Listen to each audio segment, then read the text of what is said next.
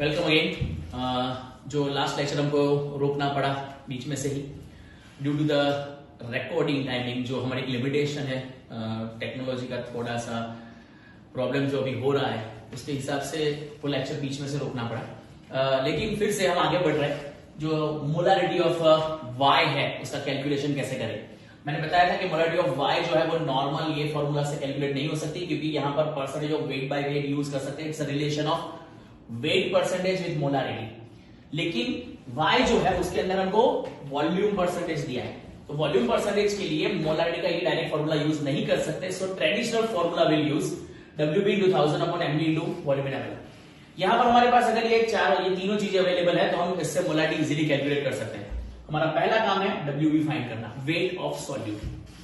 Weight of solute हमको पता नहीं है क्योंकि यहां पर 25% ऑफ वॉल्यूम परसेंटेज दिया। Volume percentage of y has been given। Volume percentage that means 25% VV indicates 25 ml in 100 ml, मतलब 25 ml इथेनॉल है 100 ml सॉल्यूशन के अंदर। Total volume of a solution is 100 ml, मतलब वॉल्यूम इन ml इज 100, ये fix है। Compound है हमारा ethanol, इसलिए उसका मोलर मास भी फिक्स है 46 into 1000। तो अब देर है खाली weight of a solute find करने की। वेट ऑफ सॉल्यूट फाइंड कर सकते हैं क्योंकि हमारे पास एक एडिशनल इंफॉर्मेशन है along with the volume. Volume तो हमको पता है V 25 ml, लेकिन एक और इंफॉर्मेशन है इन फॉर्म ऑफ डेंसिटी जो कि 0.789 ग्राम पर ml दी गई। अगर आपको पता ही हो तो density is equal to mass upon volume. Mass या वेट हम फाइंड कर सकते हैं by multiplying volume with the density. So mass of solute is density into volume. Density is 0.789, volume 25, let's multiply 25 into 0.789, it is 19.725 gram I think. So mass, जो मास हमको available है for ethanol present in Y is 19.725 ग्राम। हम यहां पर वो 19.725 ग्राम substitute कर देंगे। ये रिलेशन कहां से डिराइव किया, वेट कहां से लाए, वॉल्यूम से। वॉल्यूम को डेंसिटी से मल्टीप्लाई करने पर हमको क्या मिल जाएगा, मास या वेट ऑफ अ सॉल्यूट, जो हम यहां पे यूटिलाइज कर सकते हैं।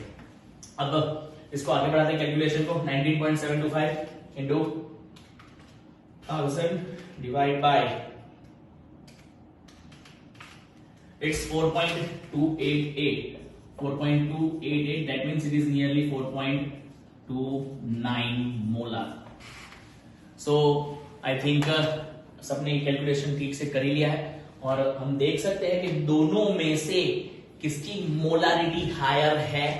इट्स कंपोनेंट X, और जो इथेनॉल है present in labelled as X, जिसकी कॉन्सेंट्रेशन 5.25 है। जो Y के तौर पर लेबल्ड था उसकी कॉन्सेंट्रेशन 4.29 है। तो दोनों में से बेहतर कौन है, जिसकी कॉन्सेंट्रेशन हाई है वो, और हायर कॉन्सेंट्रेशन किसकी है, X की। तो X इज ज्यादा बेनिफिशियल, जो हम ये कह सकते हैं कि अच्छा एक बेहतर अल्कोहल हो सकता है। ये था comparison between percentage of weight by weight and percentage of volume by volume. याद रखो relation of molarity with percentage of weight by weight direct formula use कर सकते हैं, लेकिन अगर आपको वॉल्यूम बाय वॉल्यूम परसेंटेज दिया है तो उसके लिए ट्रेडिशनल मेथड ही करनी है, जिसमें आप वॉल्यूम फाइंड कर सकते, सॉरी वॉल्यूम से मास फाइंड कर सकते हो by using a density relation. यहां पर ये question specially percentage, volume by volume और वेट बाय वेट के डिफरेंस को एक्सप्लेन करने के लिए यूज किया गया है।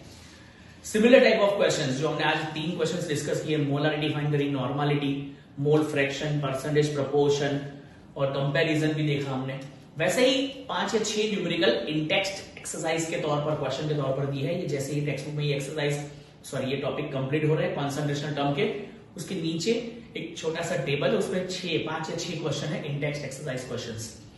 चाहता हूं कि ये 6 क्वेश्चंस आप पहले खुद सॉल्व करें, जिसके लिए मैं एक डीपीपी इसके साथ प्रोवाइड कर रहा हूं।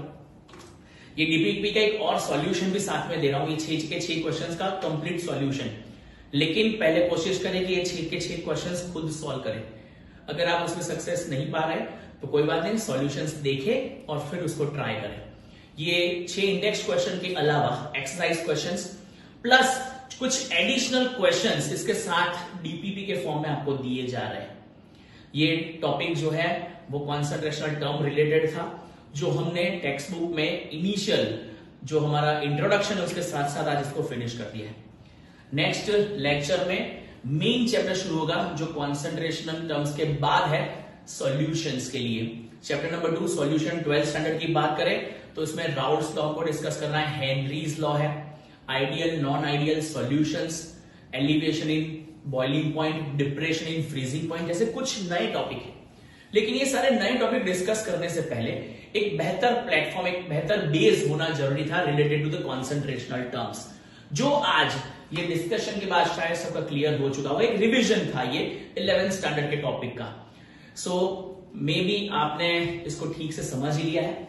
नहीं समझे हैं तो अगर कोई क्वेरी है आप फ्री टू कॉल, आप कभी भी कॉल कर सकते हैं मुझे, मैं आपको उसके लिए थोड़ा बहुत सपोर्ट कर सकता हूँ, गाइड कर सकता हूं। लेकिन थोड़ा सा ध्यान देने पर ये सारे कॉन्सेप्ट ठीक से क्लियर हो सकते हैं। Go through the given questions in DPP and be ready for the second lecture, जो कुछ थियरिकल कॉन्सेप्ट के साथ हम आगे बढ़ने वाले हैं, कुछ इंपॉर्टेंट थियरीज डिस्कस करेंगे चैप्टर नंबर 2 के लिए। Till then good bye.